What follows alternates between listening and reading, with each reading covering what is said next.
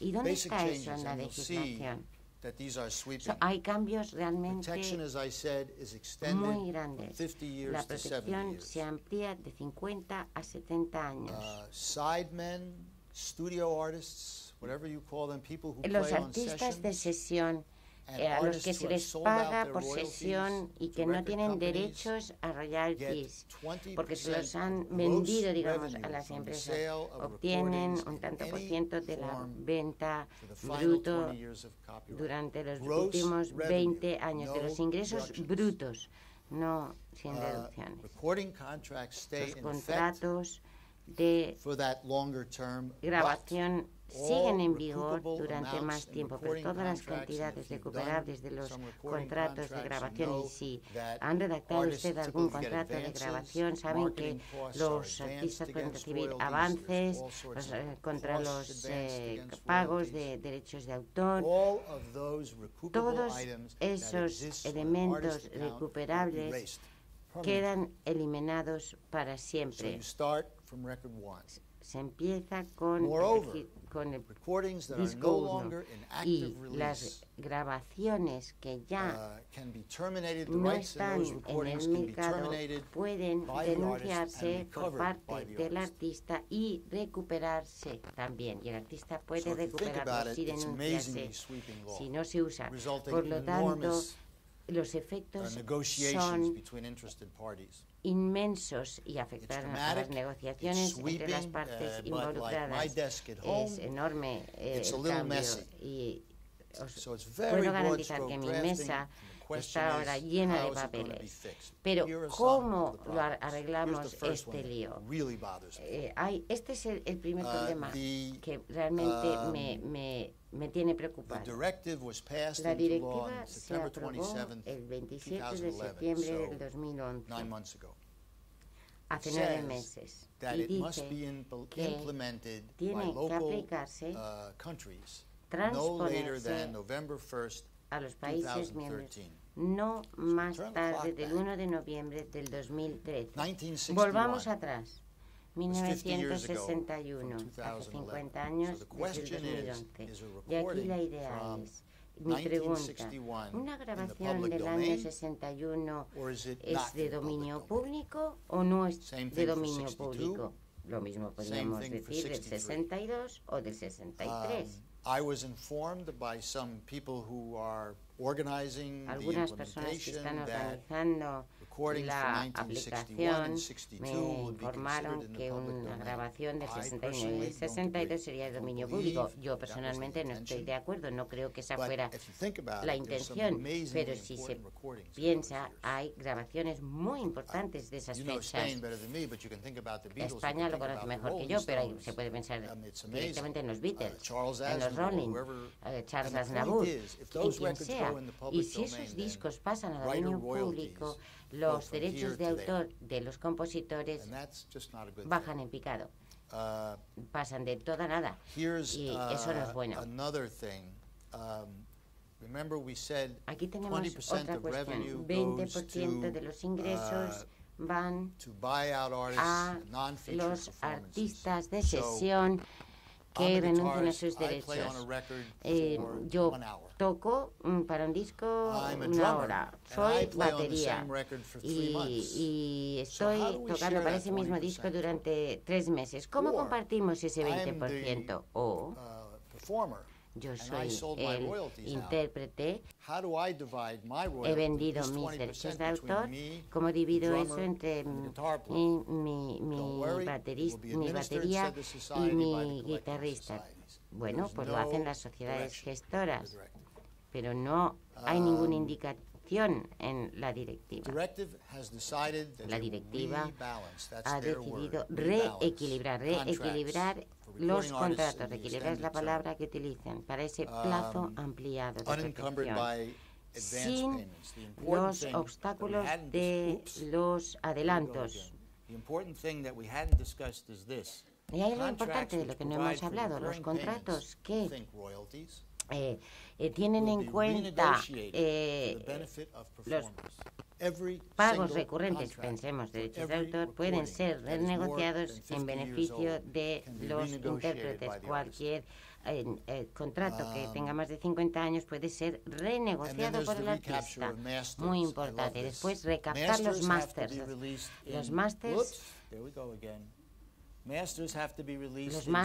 tienen que publicarse en cantidad suficiente y hacer que lleguen al público por cable, por medios alámbricos o inalámbricos, pero yo no sé vosotros, pero yo no he visto en 25 años el término alámbrico o inalámbrico. Estoy convencido de que a la Comisión les significará algo y supongo que querrán decir Internet, pero tiene que estar en copia dura, en disco y en Internet. No, pero la cuestión es que no dice dónde tiene que haber cantidad suficiente. Si un disco se publica en cantidad suficiente, se fabrica en cantidad suficiente, pongamos en Polonia, si el artista español lo puede reclamar sus derechos para todo el mercado común, no lo dice.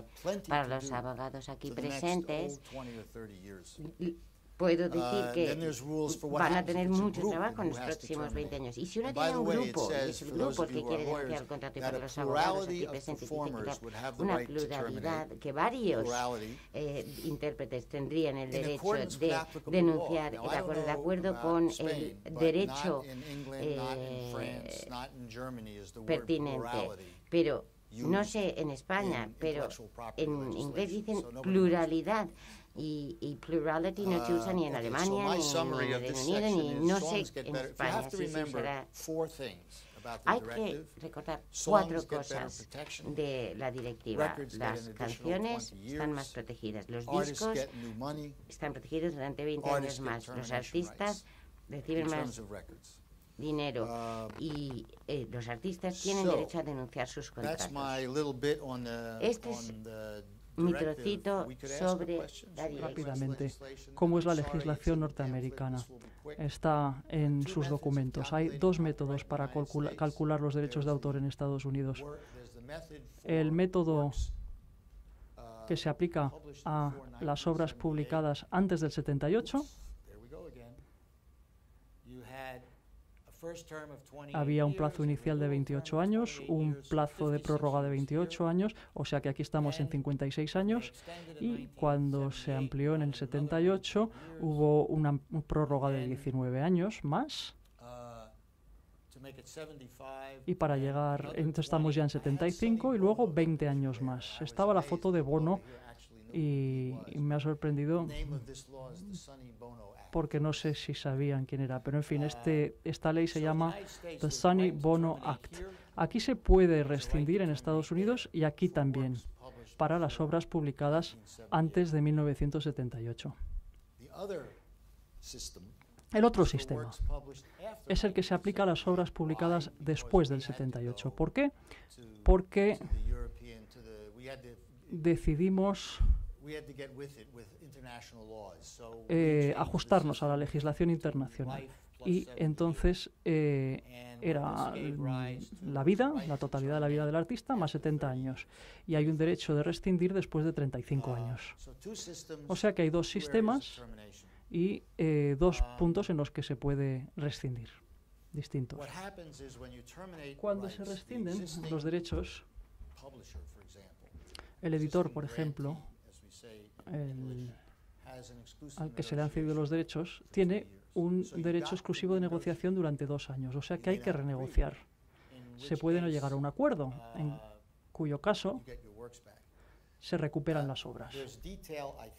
Me parece que esto está detallado en el documento, donde se dice cómo se rescinde, etcétera, porque hay que hacerlo cumpliendo ciertos plazos para no perder el derecho.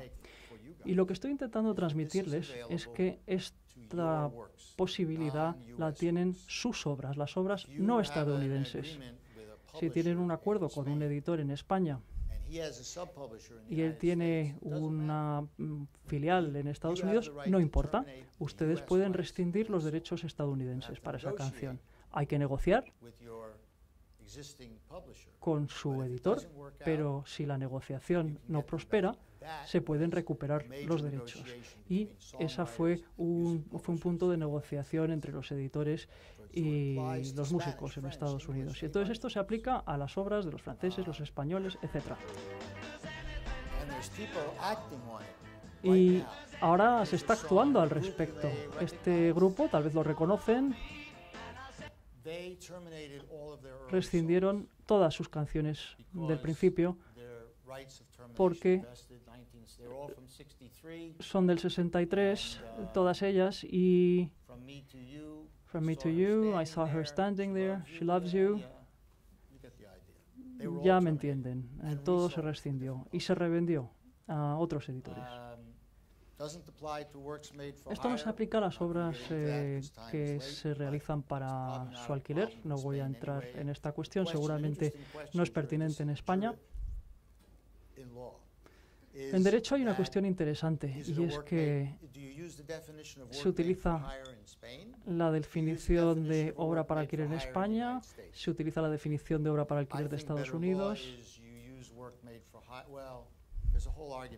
Hay muchos argumentos en Estados Unidos, hay toda una serie de casos jurisprudenciales, o de casos, mejor dicho, que es el país de origen el que determina el carácter de la obra.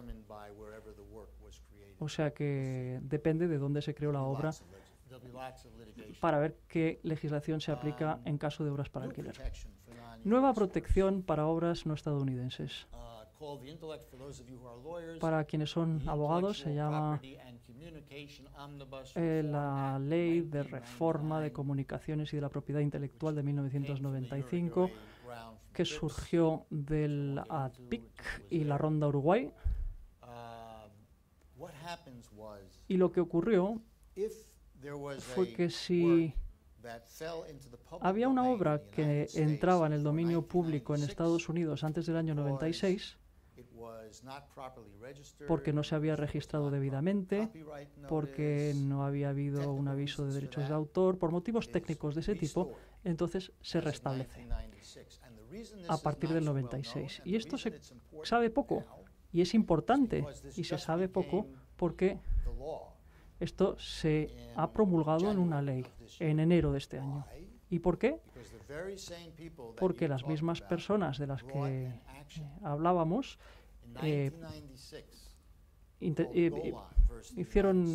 pusieron un juicio, Golan contra Estados Unidos, y dijeron que esa ley, alegaron que la ley era anticonstitucional, y desde el 96 hasta el 2012 estuvo en los tribunales. Pero el Tribunal Supremo de Estados Unidos dictaminó que la ley se ajusta a la Constitución y, por lo tanto, se aplica retroactivamente, y las obras no estadounidenses se restablecen para los derechos de autor. Pero se trata de obras no estadounidenses exclusivamente. Los creadores estadounidenses no pueden beneficiarse de esta medida. Otra cosa importante para las obras no estadounidenses: las grabaciones. Estados Unidos no tenía derechos de autor ni derechos afines para las grabaciones hasta el año 72. Tenían derechos de common law limitados. En virtud de la ley del año 96, las grabaciones no estadounidenses publicadas, grabadas antes de 1972, disfrutan de la protección de los derechos de autor en Estados Unidos. Y esto no es algo de lo que pueden disfrutar las grabaciones estadounidenses. Esto significa que los derechos de rescisión de los que hemos hablado hace un instante se aplican a las grabaciones no estadounidenses para antes del 72. Y esto es muy interesante porque el año que viene, el 2013, es un año muy importante para la industria de grabación de Estados Unidos en lo que a las rescisiones respecta.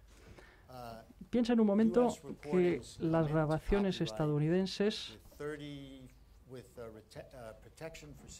tienen una protección de 70 años a partir del 78, con derecho a rescindir después de 35 años.